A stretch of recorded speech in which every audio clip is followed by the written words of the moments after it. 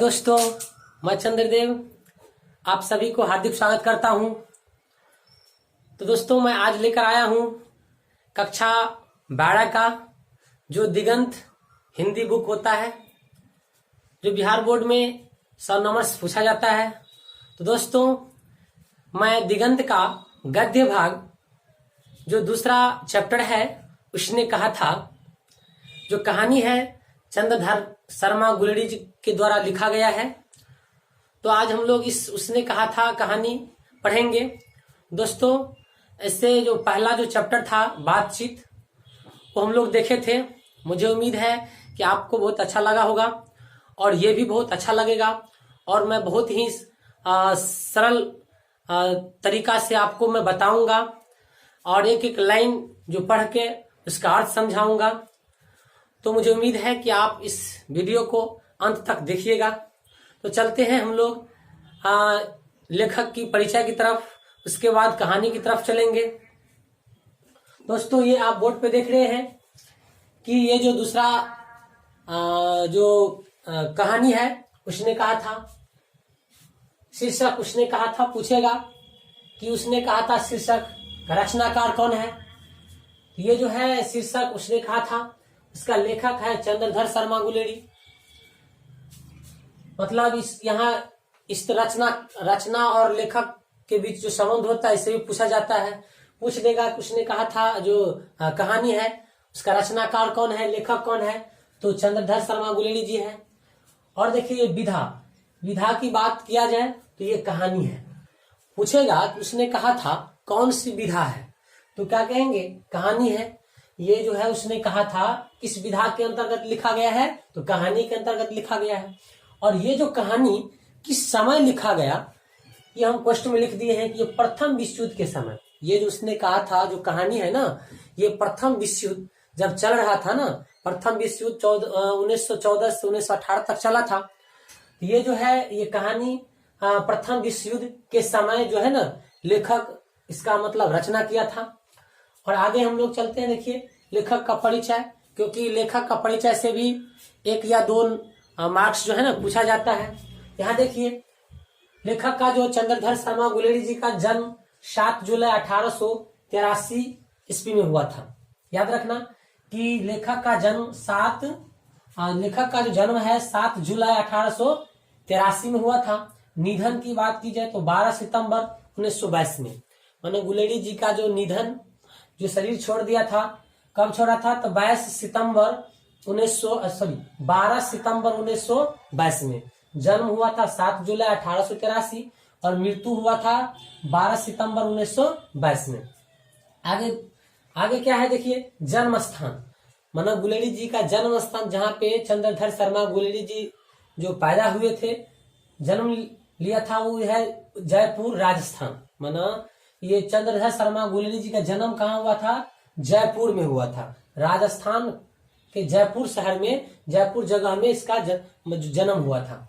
आगे है कि मूल निवास, मतलब ये कहाँ के रहने वाले थे। जन्म हुआ था जयपुर राजस्थान में, लेकिन मूल निवासी कहाँ के थे, इनके जो पूर्वज दादा लोग या मतलब जिसका जो पूर्वज है वो कहाँ रहते थे, कहाँ के ये मूल निवासी थे, तो गुलेड़ का, मतलब गुलेड़ गांव का। पूछ सकता है कि चंद्रधर शर्मा गुलेरी जी, नाम ही है चंद्रधर शर्मा गुलेरी, ये गुलेड़ गांव का था, मूल निवासी था गुलेड़ गांव का ही। रहते थे कहाँ, जयपुर राजस्थान, मतलब जन्म भी वही हुआ था। इसके पूर्वज लोग बाप दादा इसका रहता होगा कहाँ, गुलेड़ में। और गुलेड़ गांव के थे। और ये गुलेड़ गांव जो है किस राज्य में पड़ता है, तो हिमाचल प्रदेश में, जिला है कांगड़ा। मतलब गुलेड़ गांव का नाम है, जिला है कांगड़ा और राज्य था हिमाचल प्रदेश। बल्कि जन्म हुआ था कहाँ, राजस्थान में। जन्म स्थान राजस्थान है और मूल निवास की बात किया जाए तो हिमाचल प्रदेश, याद रखना। आगे देखते हैं क्या है। पिता इस चंद्रधर शर्मा गुलेरी जी का जो पिता है पंडित शिवराम जी, मतलब इसके पिता का नाम था पंडित शिवराम। आगे है माँ का भी नाम दिया होगा,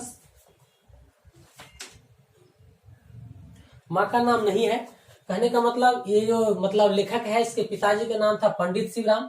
और देखिए ये लेखक जो है किस चीज का संपादन किए थे, तो समालोचक समालोचक जो रचना है पत्रिका है समालोचक, और काशी नगरी प्रचारणी पत्रिका, माना ये जो दो गो है समालोचक और काशी नगरी प्रचारणी पत्रिका के ये संपादन किए थे। आगे देखिए क्या है, कहानियां, ये तो बहुत महत्वपूर्ण है, इसको तो याद कर ही लेना है। इसकी बस 3 ही कहानी है और ये 3 में से जो है ना मतलब पूछ सकता है और पूछता है, ऐसे दे देगा कि सुखमय जीवन, सुखमय जीवन किसकी रचना है, क्या कहेंगे, चंद्रधर शर्मा गुलेरी जी का। पूछेगा कि उस सुखमय जीवन का रचना कब हुआ था, 1911 में। याद रखना ये सब बहुत महत्वपूर्ण टॉपिक सब है, ये जो महत्वपूर्ण क्वेश्चन है ये पूछ सकता है कि सुखमय जीवन किसकी रचना है, तो क्या कहेंगे, चंद्रधर शर्मा गुलेरी जी का। बुद्धू का कांटा 1911 में जो है ना रचना किया था चंद्रधर शर्मा गुलेरी जी। बुद्धू का कांटा किसकी रचना है, बुद्धू का कांटा चंद्रधर शर्मा गुलेरी जी का। कब किया था इसकी रचना, 1911 में। उसके बाद है उसने कहा था, ये तो बहुत महत्वपूर्ण है, ये तो हम लोग पढ़ेंगे ही क्योंकि ये आपके पाठ्य पुस्तक में ये दिया ही है कि उसने कहा था 1915 में इसकी रचना किए थे चंद्रधर शर्मा गुलेरी जी ने। कब की थी, 1915 में। किसकी रचना, उसने कहा था, जो कहानी है ना इस कहानी की रचना 1915 में किया था। मात्र 3 ही कहानी लिखे हैं, यहाँ लिख दिए केवल 3 कहानियां। मतलब पूछ सकता है कि चंद्रधर शर्मा के द्वारा कितने कहानी जो है ना लिखी गई है, मतलब चंद्रधर शर्मा कितनी कहानी लिखी है, तो क्या कहेंगे, केवल 3 कहानी, केवल 3 कहानी ही इसने जो है ना लिखे हैं। आगे देखिए और कहानी कौन कौन सा है, सुखमय जीवन, बुद्धू का कांटा और उसने कहा था। याद रखना, सुखमय जीवन, बुद्धू का कांटा, उसने कहा था। उसने कहा था तो आपके पाठ में ही है, और 2 अन्य कहानियां हैं, उसने कहा था और बुद्धू का कांटा। ये 3 प्रमुख कहानियां हैं गुलेरी जी का। आगे है निबंध, कछुआ धर्म, और देखिए निबंध भी लिखे हैं जिसमें प्रमुख हम यहाँ पे लिख दिए हैं, बुक में आप देख लीजिएगा। कछुआ धर्म, मारेसी मोही कुठाव, पुरानी हिंदी, ये प्रमुख सब है, इसको याद कर लेना है। कछुआ धर्म, मारेसी मोही कुठाव, पुरानी हिंदी, ये निबंध है इसका। आगे है युग, देखिए ये पूछेगा, ये बहुत महत्वपूर्ण है कि चंद्रधर शर्मा गुलेरी किस युग के रचनाकार थे। चंद्रधर शर्मा गुलेरी किस युग के कहानीकार या कहिए रचनाकार कहिए, तो किस युग का है, द्विवेदी युग का। याद रखना ये द्विवेदी युग का है। चंद्रधर शर्मा गुलेरी किस युग के रचनाकार थे, तो द्विवेदी युग का। ये निबंधकार है, माना ज्यादातर निबंध लिखे हैं तो निबंधकार के नाम से जाना जाता है, निबंधकार से भी जाना जाता है। आगे है देखिए अमर रचना, पूछेगा कि चंद्रधर शर्मा गुलेरी जी का अमर रचना का नाम बताइए। यही है उसने कहा था, ये अमर रचना है, ये उसने कहा था जो कहानी है, जो कहानी आपके पाठ्य पुस्तक में है, ये इसकी अमर रचना है। यही रचना इसे अमर बना दी, अमर का मतलब फेमस बना दिया। किसको, वही मतलब जो है चंद्रधर शर्मा गुलेरी जी को। चलिए हम लोग देख लिए, और कुछ महत्वपूर्ण बातें हैं, 2-3 पॉइंट देखिए। उसने कहा था कहानी को मील का पत्थर कहा जाता है। पूछ सकता है कि निम्न में से किस कहानी को मील का पत्थर कहा जाता है। 3 गो ऑप्शन दे देगा, सुखमय जीवन, बुद्धू का कांटा, उसने कहा था, इनमें सभी किसमें लगाना है। उसने कहा था वो कहा जाता है, उसने कहा था जो है ना, उसने कहा था जो कहानी है, इस कहानी को मील का पत्थर कहा जाता है। उसने कहा था कहानी को मील का पत्थर माना जाता है। याद रखना, मील का पत्थर किसे माना गया, उसने कहा था। गुलेरी जी का अमर रचना क्या है, उसने कहा था। याद रखना, ये सब पूछा जाता है, इसीलिए हम बार बार इसको रिपीट कर रहे हैं। आगे देखिए, प्रसिद्ध फिल्मकार बिमल राय ने इस कहानी पर फिल्म भी बनाई थी।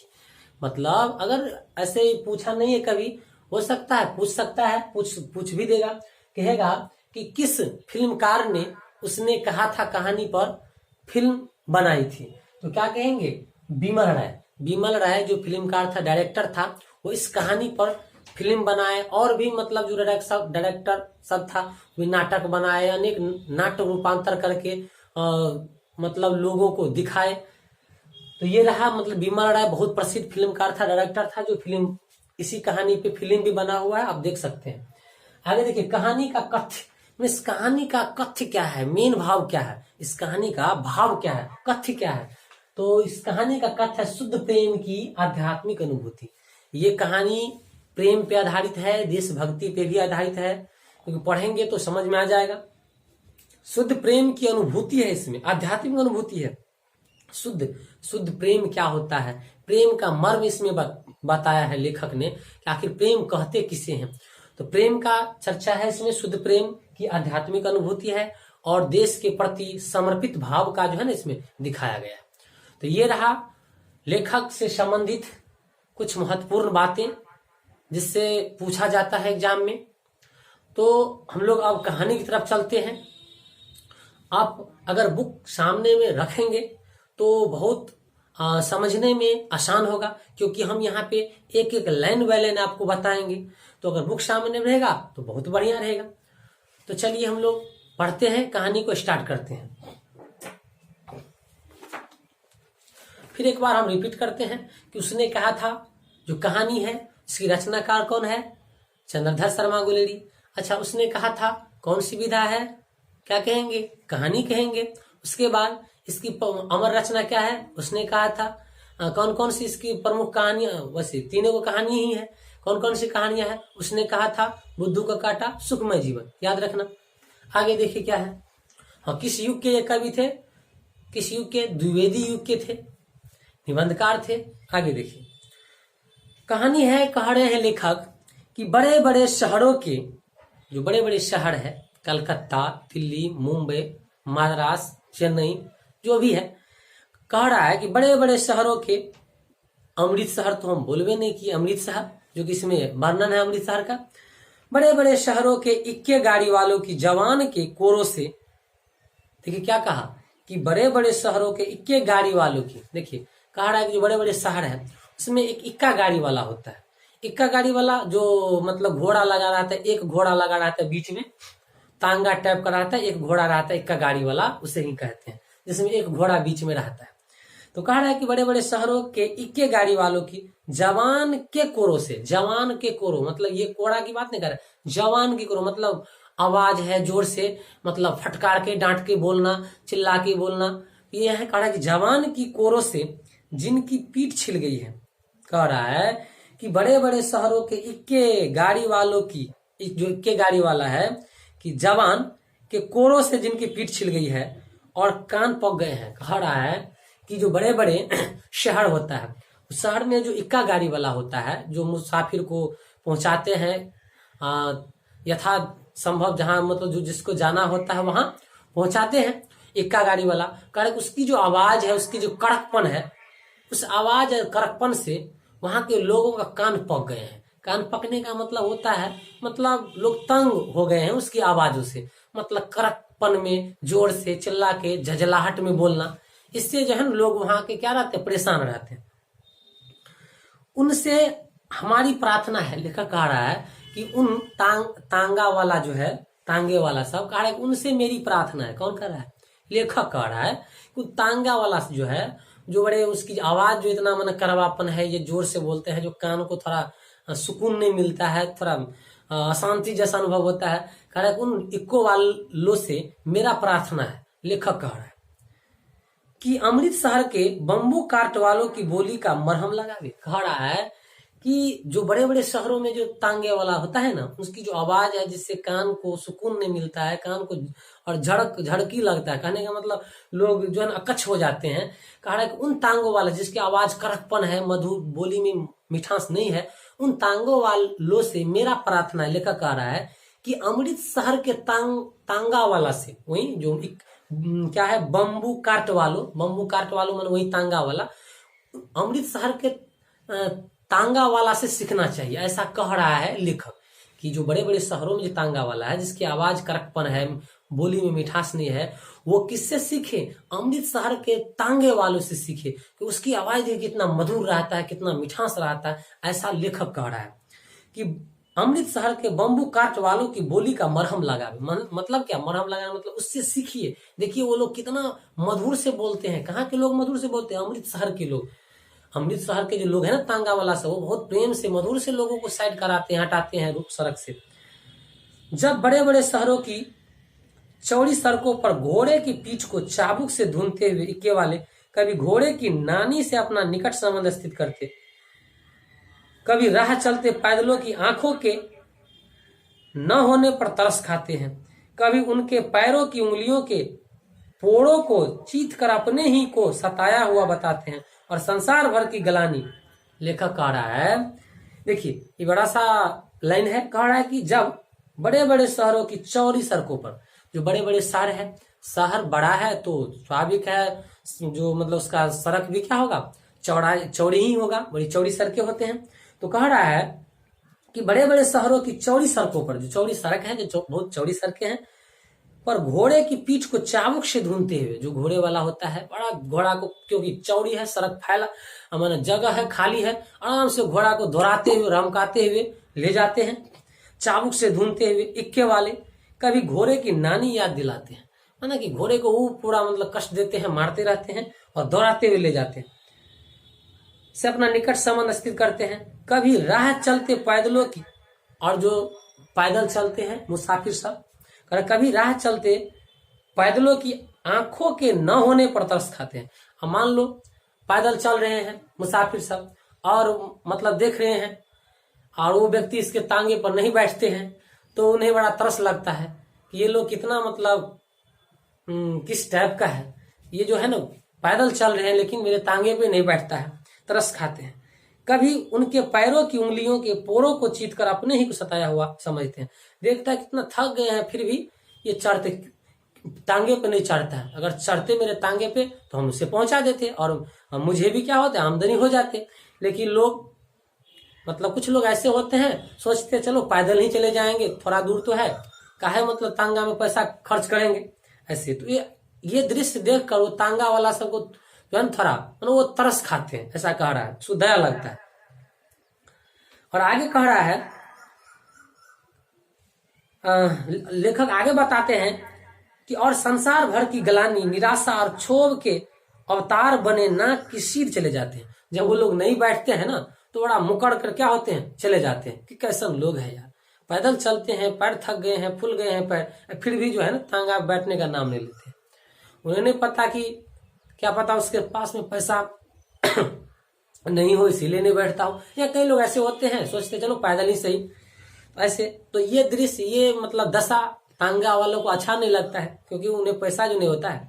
आगे है, तब अमृत शहर में उसकी बिरादरी वाले तंग चक्करदार गलियों में, कह रहा है कि तब अमृत शहर में उसकी बिरादरी माना जो सगी संबंधी या जो टोले मोहल्ले या जान पहचान का जो लोग है, उसकी बिरादरी वाले तंग चक्करदार गलियों में हर एक लड्ढी वाले के लिए ठहर कर सब्र का समुंदर उमड़ा कर, बचो खाला जी, हटो भाई जी, ठहरना भाई, आने दो लाला जी, हटो बाछा करते हुए सफेद फेंटो, खच्चरों और बत्तखों, गन्ने और खोमचे और भारे वालों के जंगल में राह खेते हैं। लेखक कह रहा है कि अमृत शहर के जो लोग हैं, तांगा वाला है, उनकी बोली बहुत मिठास है, बहुत नरम है। अगर उनकी गलियों में कोई मतलब उनकी बिरादरी जो जान पहचान का है सड़क पे आ जाते हैं, उसे बड़ा प्यार से हटाते हैं।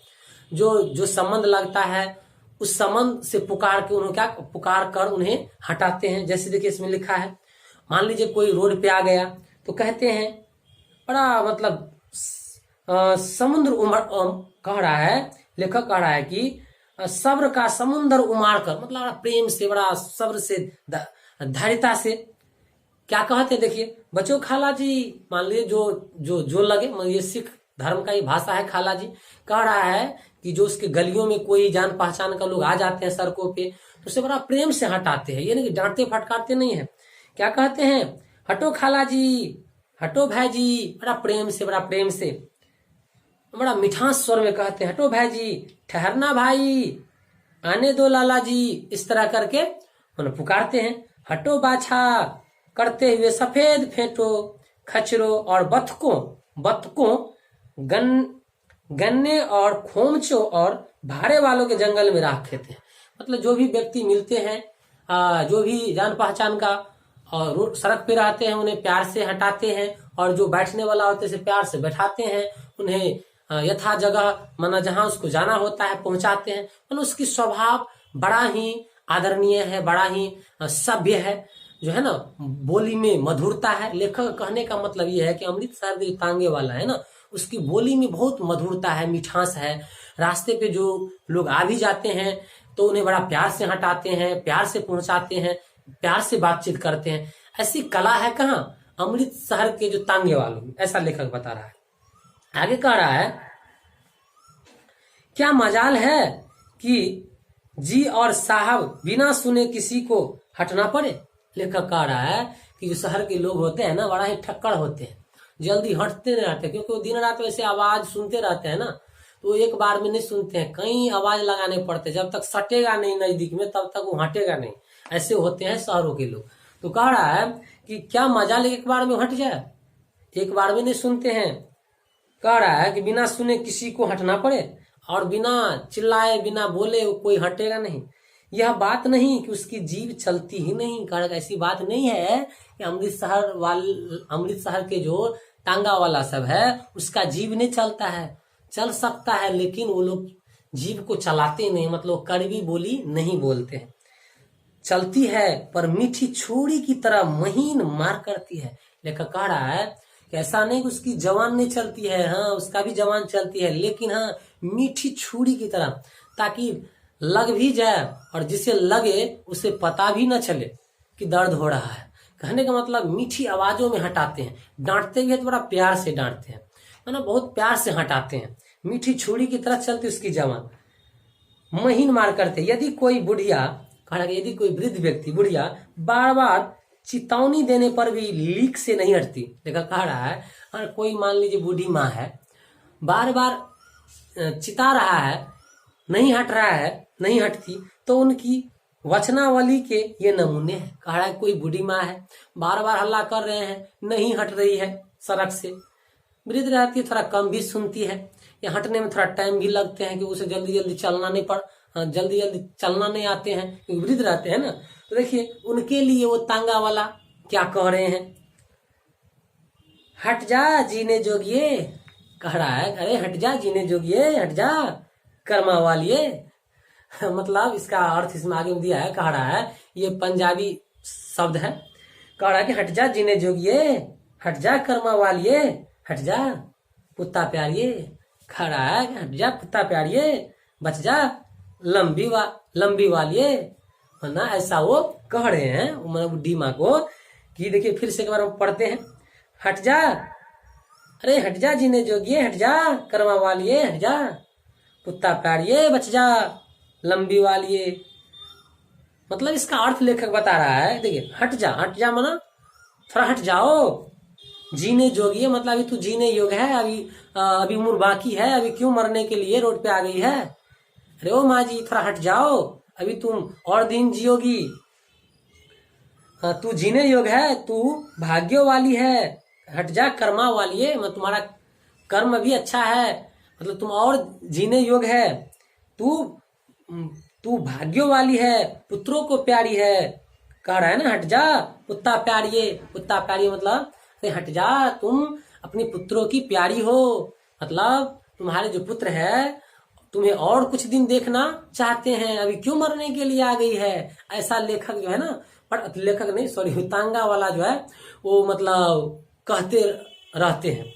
आगे है और कह रहा है लंबी उम्र तेरे सामने है, और कह रहा है कि तू जीने योग है ना, तो मतलब लंबी उम्र तेरे सामने है, तेरे सामने है, तू क्यों मेरे पहिए के नीचे आना चाहती है। मतलब उसका हिंदी अर्थ हुआ, ये जो मतलब कह रही ना पंजाबी भाषा में कह रहे, उसका हिंदी लेखक यहाँ पे बताए हैं कि कह रही है कि तू हट जा, तू जीने योग है, तू भाग्यों वाली है, पुत्रों को प्यारी है, लंबी उम्र तेरे सामने है, तू क्यों मेरे पहिए के नीचे आना चाहती है, बच जा।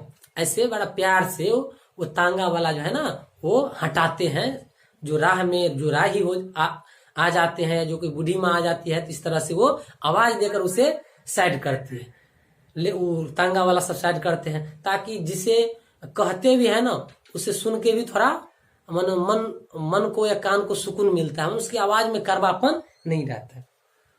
और लेखक आगे कह रहा है ऐसे बम्बू काट वालों के बीच में होकर एक लड़का और एक लड़की चौक की एक दुकान पर आ मिले।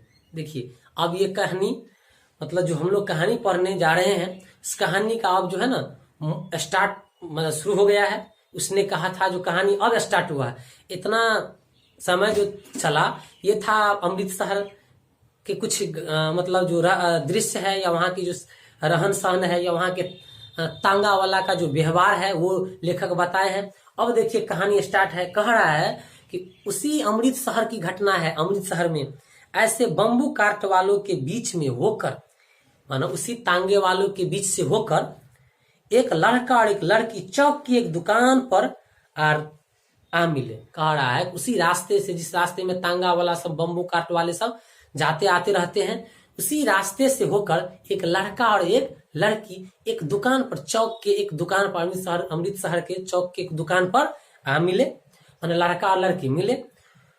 उसके बालों और इसके ढीले सुथने से जान पड़ता था कि दोनों सिख है। और उसकी रहन सहन से, बाल की जो मुराठा होता है ना जो बांधते वो लोग ऊपर में, तो इससे पगड़ी से मुराठा से लगा और बाल से या वेशभूषा से लगा कि ये क्या है, सिख धर्म के ये दोनों है, दोनों सिख है। वो अपने मामा के केस धोने के लिए, कह रहा है कि वो अपने मामा के केस धोने के लिए दही लेने आया था। वो जो है ना लड़का लड़की अपना अपना काम से आए थे।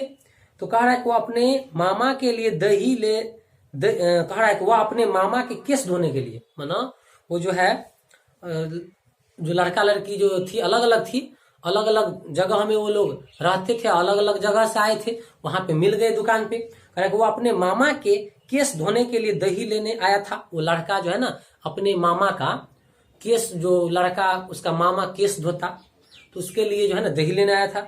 और यह रसोई के लिए बढ़िया, और वो लड़की रसोई के लिए बॉडी जो है ना लेने के लिए आई थी। लड़का अपने मामा के लिए केस धोने के लिए कुछ वैसे जो दही काढ़ा, दही लेने के लिए, और लड़की जो है ना रसोई के लिए बॉडी। दुकानदार एक परदेसी से गुथ रहा था। और उसी समय जो दुकानदार था, चौक की जिस दुकान पे ये दोनों मिले थे, दुकानदार एक परदेसी से गुथ रहा था। गुथ रहने का मतलब बतकुट्टी हो रहा था, मतलब कुछ बहस हो रहा था। मानो वो परदेसी से, अमृतसर वो शहर था, दूसरे शहर का, दूसरे राज्य का लोग मतलब गया था उसके दुकान पे, परदेसी था। उस परदेसी थोड़ा क्या कहते मतलब क्या कहे उसको, जो सामान पूरा देख सुन के गिन के लेता है, या कहिए जो मतलब इस तरह का मन आदमी होता है जो मतलब बिना देखे बिना गिने या बिना जो है ना बहस किए वो जो कोई सामान लेता नहीं है। इस तरह कोई परदेसी था जिससे वो जो है ना बहस कर रहे थे दुकानदार। जो शेर भर गीले पापड़ों की गड्डी को गिने बिना हटता न था। वो जो परदेसी था वो जो पापड़ खरीद रहा था, और पापड़ शेर भर लिया था, वो भी ज्यादा नहीं, उसको भी गिन कर कहा कि गिनेंगे तब जाएंगे, क्या पता इसमें कमी रहेगा तो हम आएंगे घर से फिर यहाँ घुमाने के लिए। माना जब तक गिना नहीं पापड़ को तब तक दुकान से नहीं हटा। और दुकानदार कहता है भाई हटो हटो, दूसरा खड़ा है वो सामान लेंगे ना, आप कितना देर से मतलब यहाँ कितना देर से गिन रहे हैं, कितना टाइम लगा रहे हैं, दूसरे को भी लेने दीजिए। और वो आदमी कहता था काहे भाई इसमें कम रहेगा तो हम पूरा गिनेंगे तब न जाएंगे। इस तरह से दोनों के बीच में क्या हो रहा था, बहस हो रहा था, बिना गिने हटता ही न था। और आगे देखिए, अब ये तो बात हो गया दुकान पे एक परदेसी से वो दुकानदार उलझ रहे थे। और देखिए अब दोनों लड़का लड़की दुकान पे गए थे, अलग अलग जगह से थे, वहां मिले, अनजान थे, कोई जान पहचान नहीं था। अब देखिए दुकान पे दोनों खड़े हैं, इंतजार में है, और वो जो है तीसरा आदमी वो हट नहीं रहा है। जब भी वो हटा, आगे देखिए क्या हुआ, तब तक जब तक उलझ रहा था तब ये दोनों देखिए लड़के लड़की आपस में बातचीत करने लगे।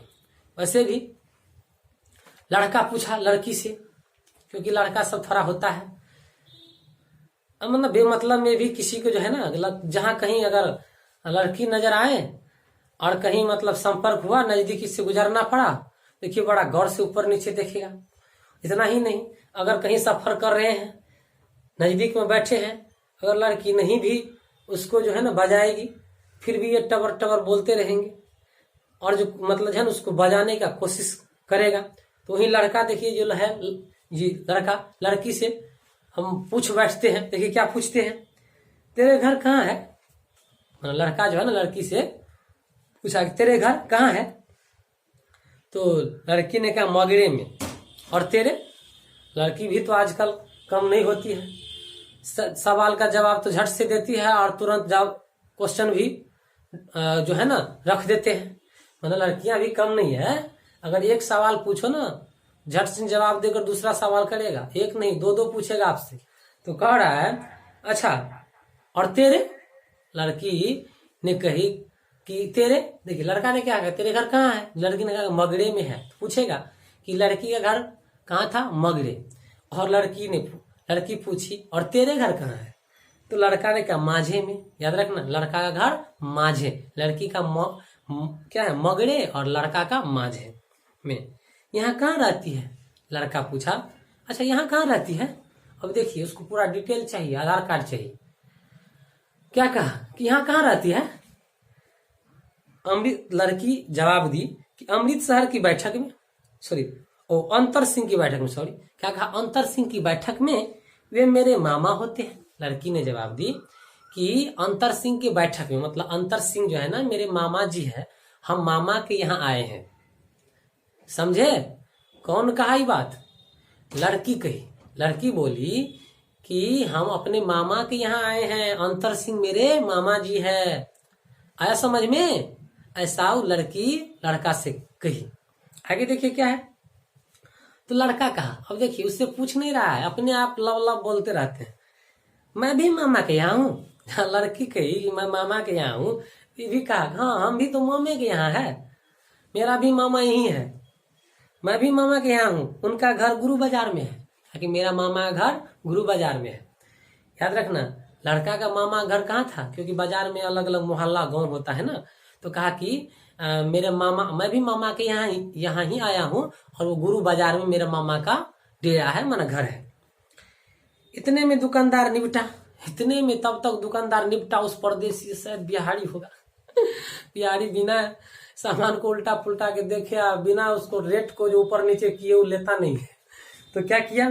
तो क्या कितने में दुकानदार निपटा और इसका जो है ना जो है सौदा देने लगा। तब जाके दुकानदार निपटा उस परदेसी से, और जो है ना इसका सामान देने लगा। सौदा लेकर दोनों साथ साथ चले, सौदा लिया और दोनों लड़का लड़की साथ साथ चले बातचीत करते।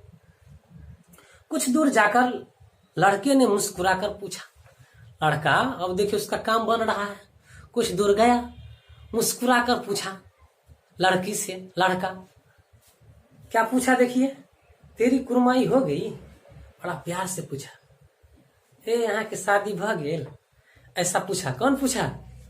वो मतलब क्या कहते हैं वो लड़का लड़की से कि तेरी कुरमाई हो गई। कुरमाई का मतलब होता है सगाई, सगाई हो, सगाई के बाद शादी होता है।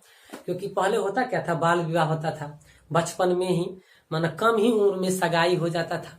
उसके बाद जो है ना थोड़ा बड़ी होती थी या बड़ा होता था लड़का लड़की, तब जाके जो है ना मतलब जो रस्म रिवाज है उस तरह से उसका शादी कराया जाता था। तो लेकिन पहले छोटे में ही, बचपन में ही जो है ना क्या कहते हैं कुरमाई, हाँ कुरमाई मतलब जिसे जो है ना सगाई कहते हैं, देखा सुनी जो पहले से हो गया रहता है। तो लड़का पूछ दिया कि तेरी कुरमाई हो गई, मतलब तेरी शादी या कहिए सगाई हो गई। लड़का किससे पूछा? लड़की से कि तेरी कुरमाई हो गई, ऐसे मुस्कुरा के। इस पर लड़की कुछ आंखें चढ़ाकर धत्त कहकर जो है ना दौड़ गई, और लड़का मुंह देखता रहा। जब जो लड़का पूछा कि एक बात पूछूं, तेरी कुरमाई हो गई? लड़की ने बड़ा आंख दिखाकर ऐसे कह के धत्त कह के जो है ना वो भाग गई, मुस्कुराकर भाग गई। लड़का को लगा कि अब मेरा काम बन गया। तो आज जो है इतना ही रहने देते हैं। ये चैप्टर ये वीडियो बहुत बड़ा हो जाएगा, तो इससे आगे हम लोग देखेंगे अगला वीडियो में। बस इतना।